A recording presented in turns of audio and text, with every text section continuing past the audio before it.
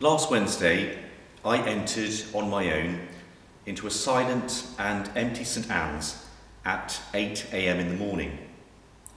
I went in to celebrate Holy Communion and to give thanks to God for the 30 years since I'd been ordained to the priesthood in Bolton Parish Church by the then Bishop of Hume, David Galliford. My intention during my solitary celebration was prayerful gratitude for so much that God has given me in my priestly life. As I stood at the altar behind me, I called to mind so many people across those years who, through their prayers, their lives and their friendship, have enabled me to be the priest that I am. The flickering candles in our dimly lit holy place seemed to represent them all. Faces of people appeared in my imagination from my curacy served at Christ Church in Heaton, from the numerous places around the globe when I was a chaplain in the Royal Air Force, and quite naturally within the many facets of my life here in Tottington over the past 24 years.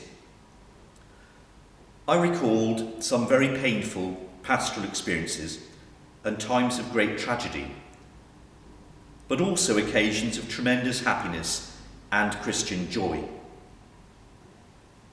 In the drizzling, grey light of the morning, I considered my personal failings, my many imperfections, and frail nature.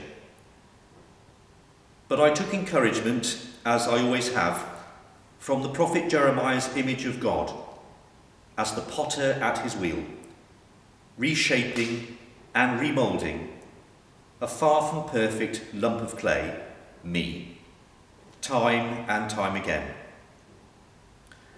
As I reflected on those 3 decades, I saw many smiling faces, and I remembered an awful lot of laughter. As a priest, it is a privilege beyond measure to be invited into the homes and lives of all sorts of people and share in their jubilations and help them in some small way bear their sorrows. Perhaps one day I shall compose my memoirs under the title Tales from the Vestry. But then again, maybe I shouldn't. Priesthood is by its essential nature very personal and an oddly solitary vocation.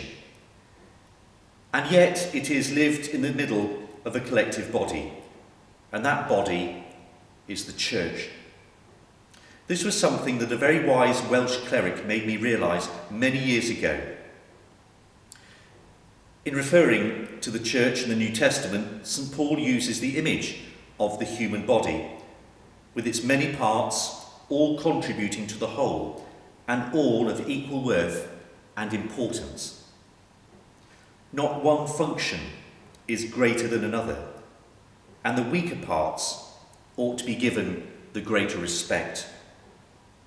In his epistle to the church in Rome, St. Paul writes, "For as in one body we have many members, and all the members do not have the same function, so we, though many, are one body in Christ, and individually members one of another."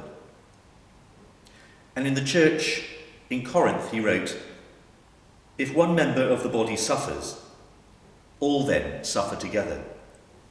If one member is honoured, all rejoice together." These words remind us that the church is, in the words that are engraved in the floor of St Anne's, a spiritual household, not a social club. And this particular spiritual household has been very much a problem-solving team in recent months. It has worked very hard to hold the household of the faithful together and ensure that her place within the wider life of the parish community has not diminished or withered on the vine. The offering of prayer, underpinning the practical, professional gifts, talents and time of so many, has kept this house in very good order.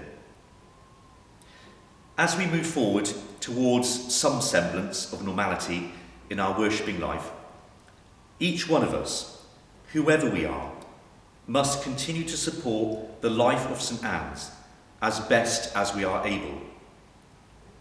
Members together of the royal priesthood, to which all Christians belong, and not only those who have the privilege of carrying that particular title. We baton. So then, keep the faith, and as you pray for me, I shall surely pray for you.